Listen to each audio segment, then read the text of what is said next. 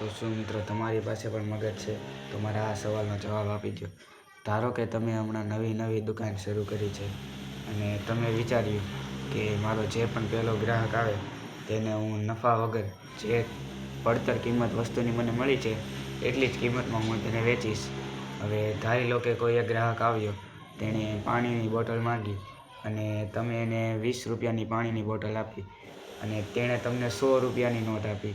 હવે તમારી પાસે છૂટા નથી એટલે તમે તે 100 રૂપિયાની નોટ લઈને કોઈ બીજા દુકાનદાર પાસે ગયા અને તેની પાસેથી 100ના છૂટા લઈને 20 રૂપિયા રાખ્યા અને 80 રૂપિયા અને પાણીની બોટલ પેલા ગ્રાહકને આપી દીધી. હવે તે ગયો, પછી થોડી વાર પછી પહેલો દુકાનવાળો છે તે આવ્યો અને તેણે કીધું કે આ 100 રૂપિયાની નોટ ખોટી છે.